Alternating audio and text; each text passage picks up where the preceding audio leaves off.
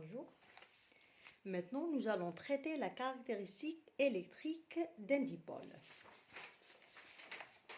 Le comportement d'un dipôle électrique est décrit par les valeurs de la tension U de T ou U à ses bornes et du courant I de T ou I qui le traverse.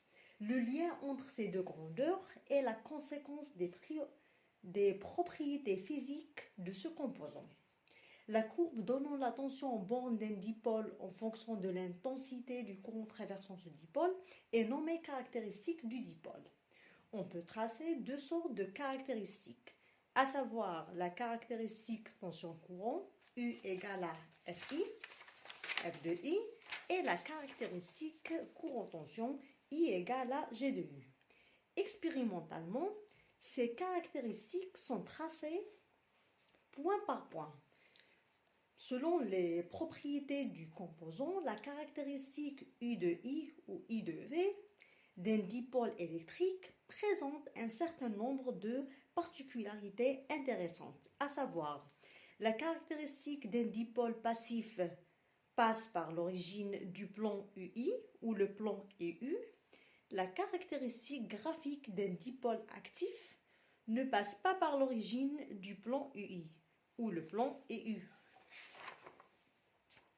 Un dipôle électrique est qualifié de linéaire si sa caractéristique tension-courant ou bien sa caractéristique courant-tension est une droite.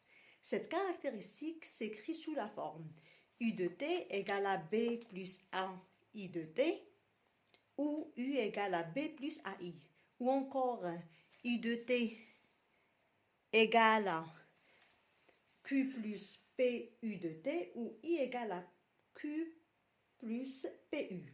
Dans les deux équations, les grandeurs A et B, respectivement P et Q, sont des constantes.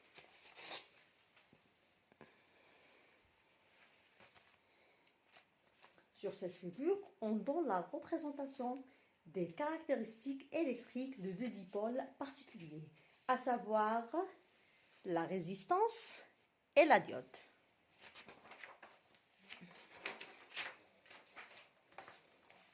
Donc, cette figure montre que la résistance est un dipôle linéaire parce que la caractéristique tension-courant est une droite. Donc là, vous corrigez. Caractéristique tension-courant d'une résistance dipôle linéaire et non pas non linéaire. C'est un dipôle linéaire parce que la caractéristique tension-courant est une droite.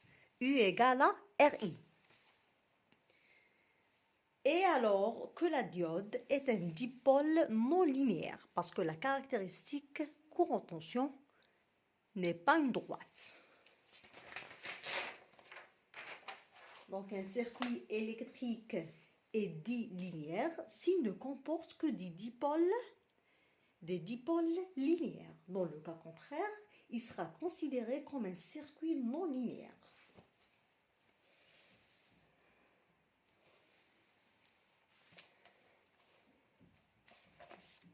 Donc, les trois dipôles passifs linéaires les plus utilisés dans les circuits électriques sont la résistance, le condensateur et la bobine.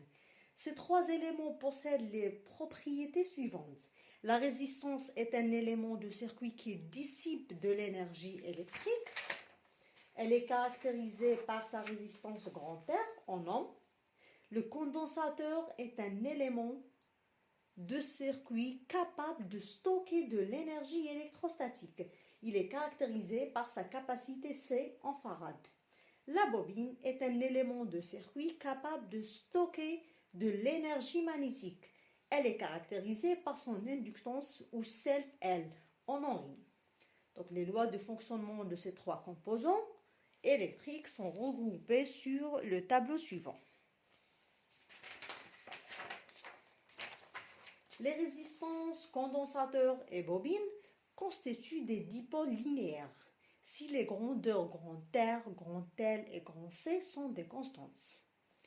La tension UC de T au borne d'un condensateur de capacité C constante et le courant IL de T qui traverse une bobine d'inductance grand L constante doivent être des fonctions continues dans le temps.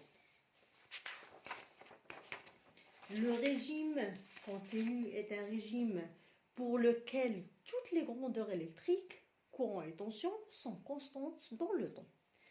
Dans ce cas particulier, une bobine parfaite se comporte comme un court-circuit, UL égale à 0, et un condensateur parfait comme un circuit ouvert, IC égale à 0. Merci de votre attention. À la prochaine pour la troisième séance. Inch'Allah.